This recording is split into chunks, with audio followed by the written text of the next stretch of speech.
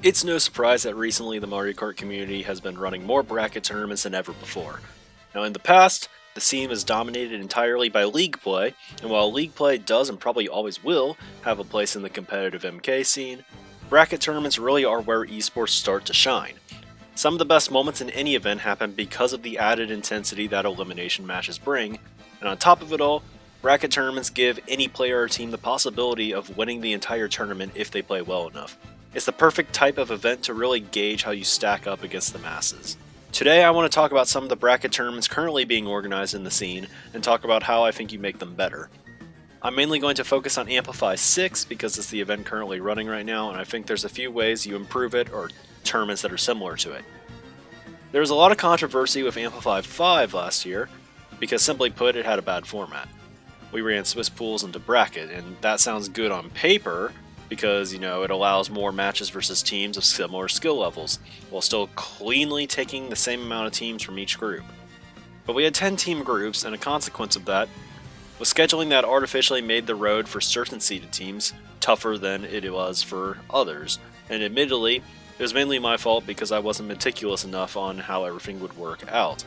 In the future though, Swiss phases I think should only be ran if the group is 2 to the X amount of teams, with X being a natural number greater than 2, and that does not include the number 10. A year later, Amplify instead elects to run round-robin pools into bracket, and that should be fine. I just think that part of it was out of a fear to have mistakes like the year before. But there were also issues with getting matches up in a timely manner due to the nature of Swiss tournaments at times, so I get it. Remember though, Swiss pools can still work when done properly, but in the end, Amplify 6 did not send as a tournament like Amplify 5 did. It's a completely fair format because no team was screwed by the system itself. The idea of round-robin pools into a final bracket is an attractive option for small tournaments. In the Smash scene, especially if you're running a formal event with like 30 to 40 people, and they paid extra because it was a higher level tournament than your average local event, you're going to want people to feel like they got their money's worth, or else they're not going to come back. Roughly a quarter of the participants in every double elimination tournament goes 0-2 in bracket, and when people invest money or even time out of their weekend to play, they want to make the most of it.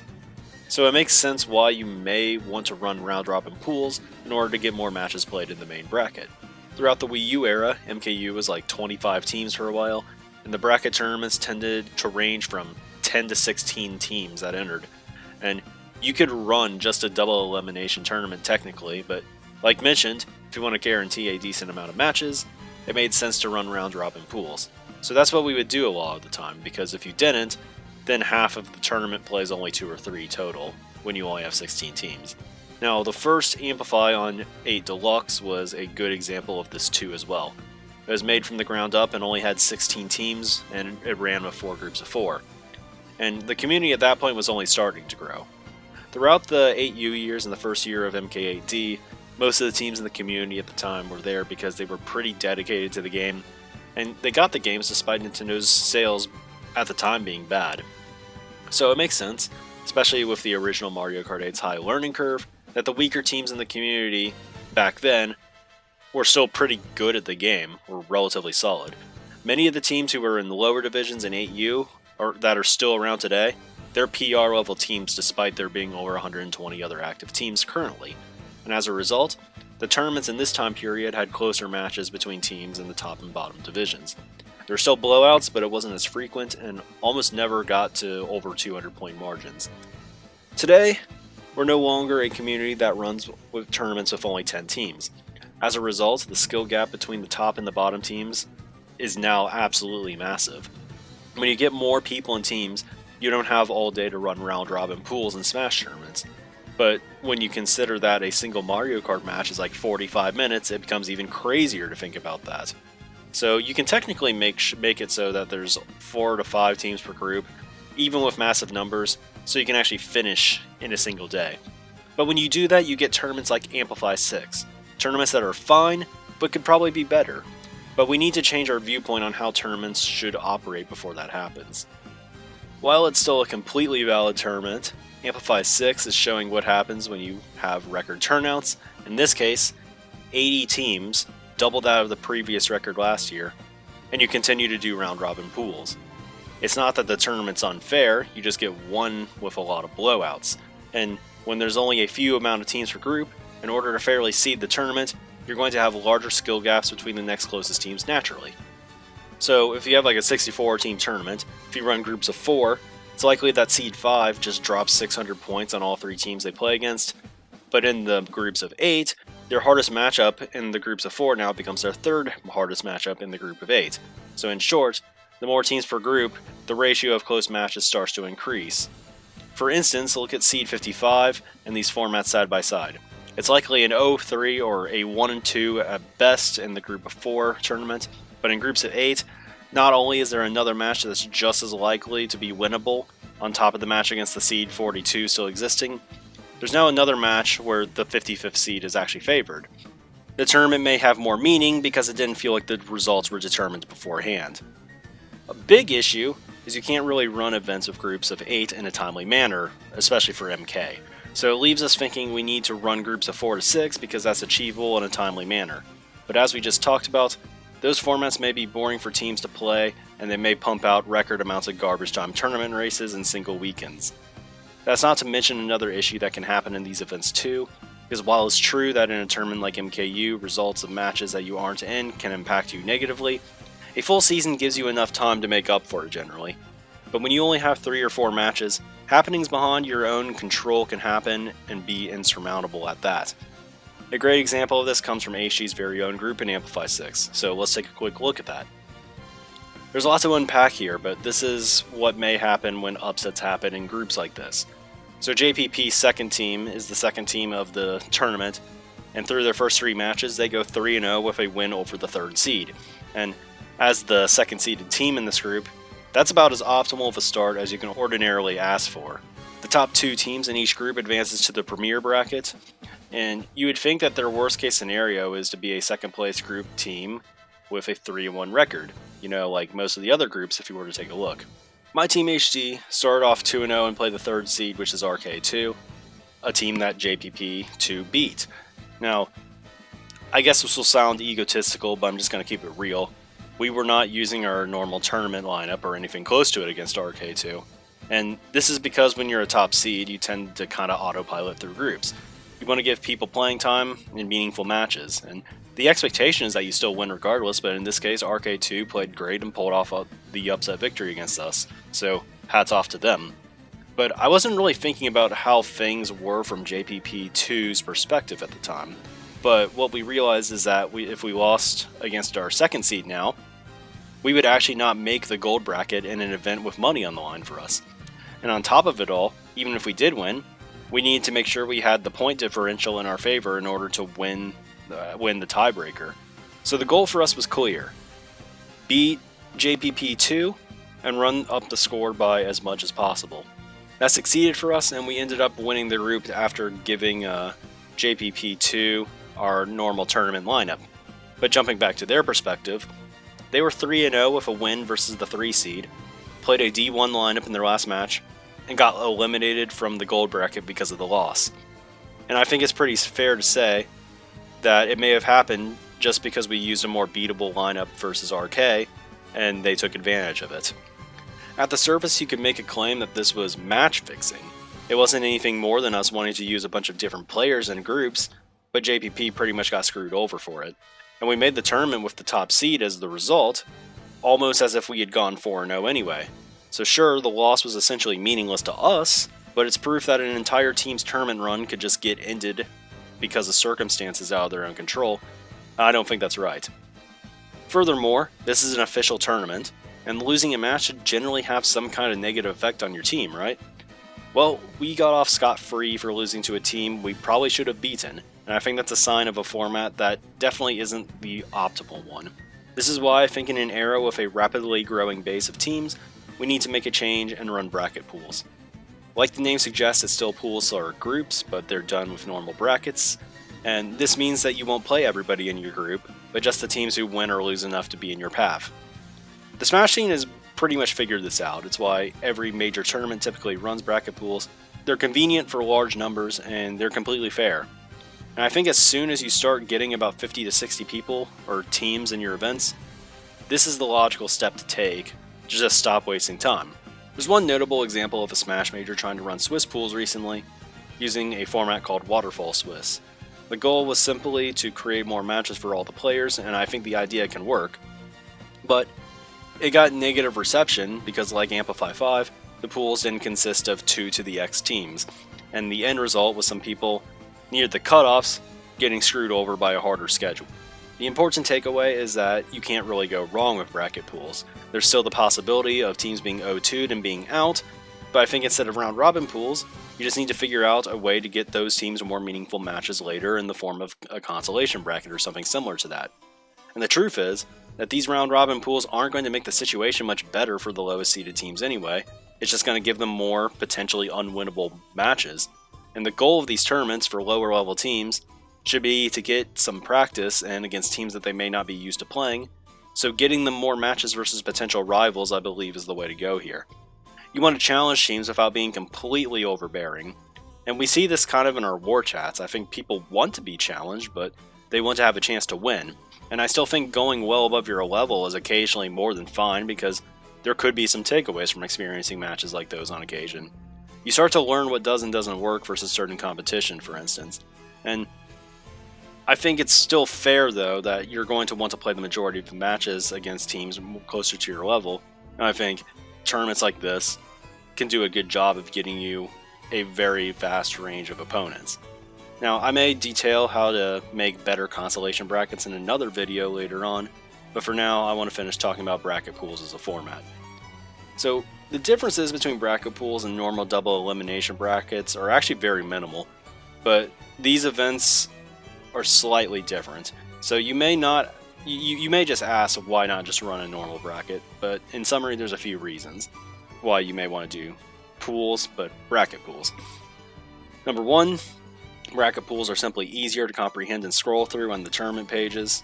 It's less cluttery, easier to find stuff. Number two, it allows you to run certain pools with different timings more easily. For instance, you could intentionally rig a pool to consist of no European teams and make a nighttime pool viable for certain American teams and Australian teams even as well. And I think this is how you start getting teams that are kind of screwed naturally by time zones more opportunities. Number three, you could start certain pools an hour earlier or an hour later than the other ones, which could lead to more stream content. Now, if a team doesn't have to play matches in certain windows, it could lead to freeing up casters because they may not have to play groups at the same time as them. And then you can start looking at a future where maybe we actually stream entire tournaments and not just the top 4. Number 4, it will also allow for pool captains playing in the tournament potentially to have more availability for issues and problems, since they may not have to play in their own match anymore at the time that your group is going on, so that you could have more dedicated staff ready for issues. And I guess number 5, just potentially easier communication between team leaders who will have to play against each other, because you can now have similar to division chats in the MKU server, a place where you can just message people without there just being hundreds upon hundreds of people in there. So I guess in summary, pools don't have to be held up by other pools and will give tournaments more flexibility for different opportunities in the future. There's one more way that we could have more flexibility in our tournaments as well, and I think it's a change that's overdue. This one is one that we have to have a serious discussion on as well, I think. What it is we need to seriously get over the stigma that matches can only ever be 12 races. Now, hear me out on this. I know that 12 races is universally agreed upon to be the best format. It makes a lot of sense for matches that are going to be close, especially. You want to have as many trials as possible. I agree. The thing is, though, there is a need for bracket tournaments in the future with esports, and unfortunately, a lot of the early rounds of these kind of tournaments are just pure agony. Now, I'm not going to go through each and every group to prove a point, but I looked at just Group A for Amplify 6, and out of 10 matches, only one was even within 100 points, and it was still around a 50-point difference. So hardly any of these matches in the groups were actually competitive, but you need them to set up the future stages of the tournament, a group phase. Now, I know Amplify is a tournament with a money prize, so it makes sense to have it be all 12 races, I guess. But let's ask an honest question. Did it really have to be? Because how different would the later rounds have been if the rounds were only 6 races during groups, or even 4? I highly doubt it even affects much because the skill mismatch in pools were absolutely insane in this tournament. This is evidenced more or less by just how many groups had a team with every possible record in it, going from 4-0 linearly to 0-4. This means that in those groups, there were no upsets, most likely.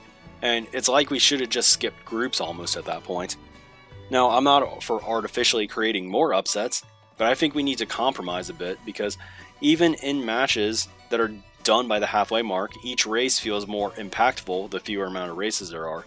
Even top teams would maybe have to treat group phase with more alert, and it may be less boring for them as a result, because, a lot of them just go through just decimating every single opponent that they play, and I don't think that decimation needs to last for 45 minutes, let alone even 30.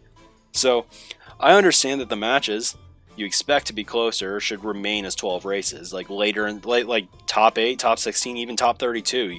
I agree, yeah, but we seriously need to consider changing it up for pools. I think it needs to run more quickly. People think of agility as a tournament series on MKC with the gimmick of shorter rounds. Personally, I don't think agility should exist as a tournament series. I think it should just be the standard for non-divisional tournaments. So people gave agility a lot of blowback because it was different at first. So 6 race rounds were increased to 8, but I think for the first and second round, this is practically useless and just added time if anything. I want to give a reminder that most Smash tournaments don't run the best of 5 the entire way through. Usually it's much quicker this way, and I think our events need to focus on running through pools way more quickly before getting into the bulk of bracket. Yeah, you can make Phase 2 potentially all 12 races, but I see no reason why we need to host all these insane blowouts for 45 minutes at a time. Maybe, just maybe, low-level teams won't dread playing 6 races versus top teams. It's still an experience, and maybe there's a glimmer of hope that they can pull something incredible off. One day it will probably happen and people will be outraged. I'm predicting it now. They'll cry that a tournament has no business only having a few races, but I think it's a small price to pay for making our events run more quickly through the boring rounds, and I still think even short wars that are even as low as 6 races should give a vastly superior foe plenty of time to ensure a victory against competition that they're supposed to handle pretty easily. If you lose, there's almost certainly something you could have done to prevent it. There's even more advantages to this all as well, because if you have shorter rounds, you can actually have your bracket pools at varying times still throughout one afternoon without it being ridiculous for everybody. This would actually allow for one day the ability to have casts throughout a group phase. I was talking about that earlier. This is kind of how you can make it happen. You can stagger groups so there's always a worthwhile match to have up. It would likely feature teams that don't usually get put in the spotlight too much. This would take a long time to set up in our community, but staggered pools I think would make this possible.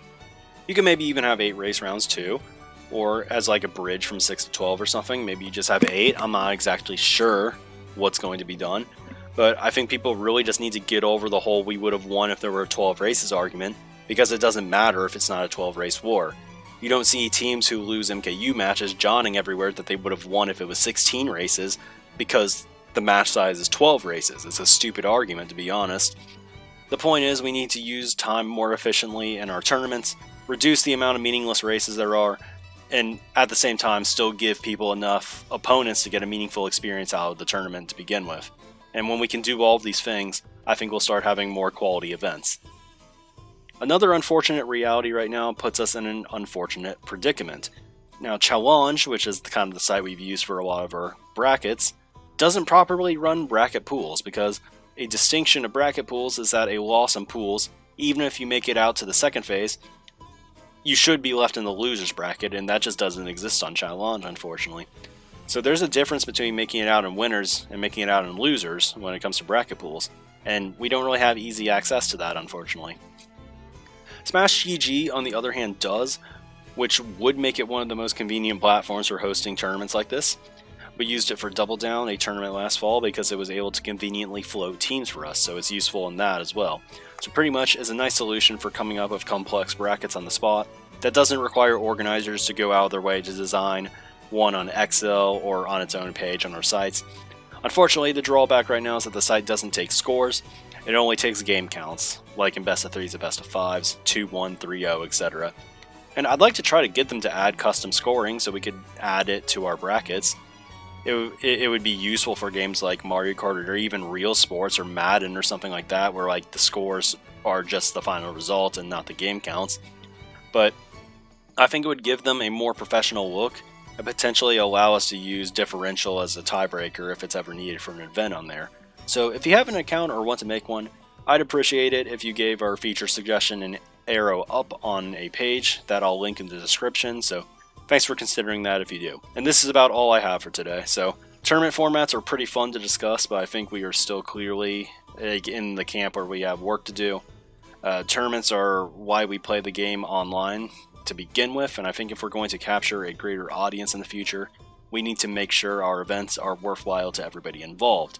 That includes the top players, the lower level players, the mid-level players, and people who are just interested in getting into the game to begin with. So I'll probably try to push for some of this stuff in the future, because I think optimizing the experience and not making it kind of just like 3 hours of playing 3 matches that may or may not be fun on the first day, I think that's just not the way you want to go about this. I think matches need to be quicker, more people need to be entertained in watching some of them, and I think you can get that when I guess there's more on the line every race. It's not that I want to artificially create upsets or anything, but I think you need to get out of the pretty universally recognized more boring phase more quickly and get into the more competitive matches sooner.